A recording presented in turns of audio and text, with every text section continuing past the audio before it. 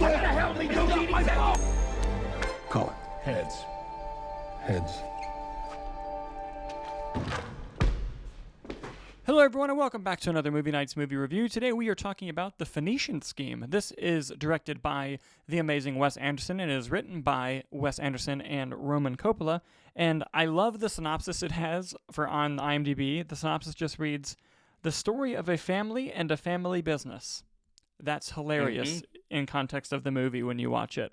We were fortunate enough to get an early screening of this film, and I did not even mention that I'm with the amazing Nick Aricchio. My brain's just moving so fast. Nick, how are you, my friend?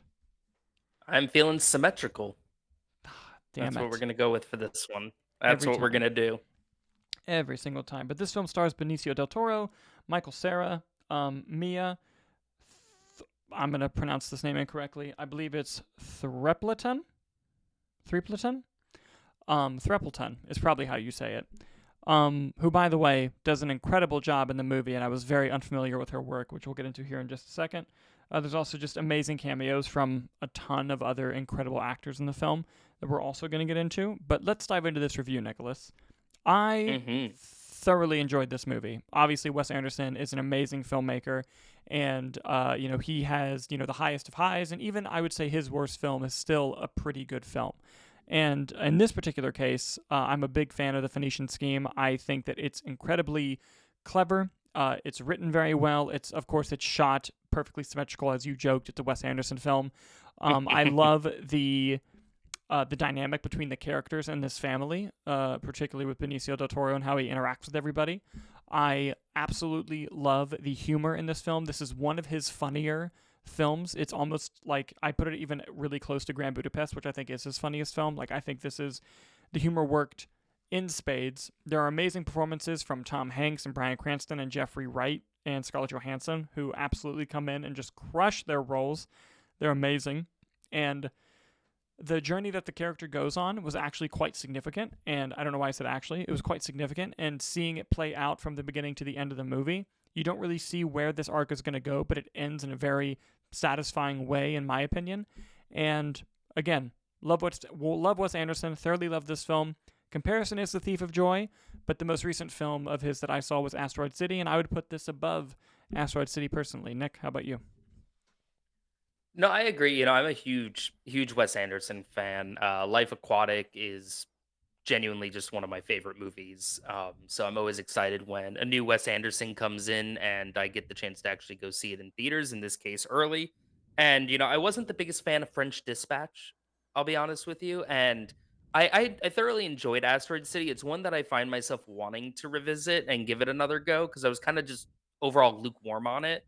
Mm-hmm. But to watch this movie, he's just firing on all cylinders, I thought. And it was a great, I don't want to call it a return to form, but it was in a sense kind of that. I think he was trying to do some very interesting storytelling with structurally with how like Asteroid City was told with all these different layers of moving parts, and same thing with French Dispatch being sort of like this what's sort of like not anthropology, an anthology Yeah. kind of movie as whole. So it was just nice to see go back to just the straight storyline. And I think where he has always a writer is just the little nuances and quirks of the individual characters, because when you actually get into when you see this movie, the situation and the circumstances are quite small, but it's everything to all these characters. And I think that's what makes it work, is you're seeing how just out of proportion this is all being blown up over such a small thing. And I think it works really well. And I think that the lead performances between Benicio del Toro and Mia Threapleton, I thought they had fantastic chemistry. I Mm-hmm. was racking my brain. Benicio has not been in a Wes Anderson movie before, if I'm correct, right? To my understanding, no. I could be Yeah, forgetting and I something, but thought, no. I'm trying to think if he maybe had like a small role in something, but I couldn't.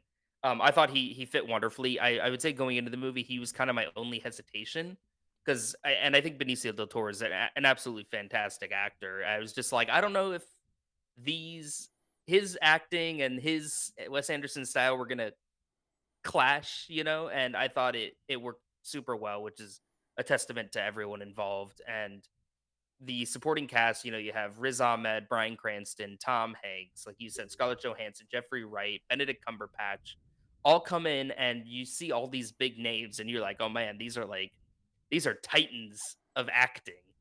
And the way they fit into the story, they don't feel overpowering, they don't overstay their welcome, which I think he's always done such a great job of balancing massive stardom in that regard. And I think Asteroid City was probably an even more stacked cast than this one. And I thought that was one of the better aspects of Asteroid City, was just how he was able to balance that all together. Mm-hmm. Yeah, no, I agree with you completely. And going to what you said regarding like the circumstances seeming they're not that big, but they're big to the characters. Literally in the movie, it's life or death. It's life or death to these characters, and it really just pushes that Wes Anderson style forward in a way. I think that his style was the perfect choice for this type of movie. I know it's his own script, but even if he didn't write it, when you look at it, you would want to be like, yeah, this needs to be Wes Anderson. It just like you said, it's firing on all cylinders. And while the film isn't perfect, I do think that the pacing towards the end of the movie is a bit off, and that there's a lot of build-up going throughout the movie, and it kind of sets chapters in a way, not specifically, but in a way through a title card, like it sets up chapters of what's coming next. And there were some that felt a little bit longer than the others, and felt like that they could have been either I could have spent more time in one section or could have cut down the time on another section. And there are a lot of intricacies in the plot. It's very plot heavy, but that doesn't mean it's not story focused. The overall story it's trying to tell is very interesting, but sometimes I do feel the story was a bit bogged down just by how intricate the physical plot of the movie is. It is a lot to keep up with, and a lot to in order for the joke to work, you have to understand everything that's going on, and the way they tell you is just by going through it very quickly. Something I will say, how Michael Cera has never worked with Wes Anderson before is beyond me, but he needs to be in every single one of them from now on. To me, he's the highlight. He's the highlight of the film. Michael Cera was unbelievable in this movie. I loved him. He was excellent. But I do want to give another shout out to Mia Threapleton, though. Unbelievable performance. And again, I'm completely unfamiliar with her work, and great performance in this movie. Looks like she, according to Letterboxd, I don't know if she's had some TV stuff from movie wise. It seems like kind of just a bunch of little indies. She's had 1, 2, 3, 4, 5, 6, 7. There's 8 things on her Letterboxd, and Phoenician Scheme is the big one. Gotcha. Yeah, of course. Yeah, but again, overall, I thought that this was a really wonderful Wes Anderson film. It's not his best work, but it didn't need to be. It's certainly in the upper echelon of his films. I wouldn't quite put it on the same level as like a Grand Budapest or Life Aquatic, but I put it just right below them. Again, it's just great to see him working in a story in an element that he's clearly having fun in and enjoying in, and just seeing this A-list cast of characters come in and do their part in like a bigger Wes Anderson picture is just always a good time. Mm-hmm. No, I fully agree. I think that, with each, it's kind of fun to watch and look back as the movies develop, how he just sort of picks up these actors kind of just along the way, and they just become part of his little play sandbox, because I mean, as soon as Asteroid City, whatever your thoughts are, Jeffrey Wright absolutely crushes it in it.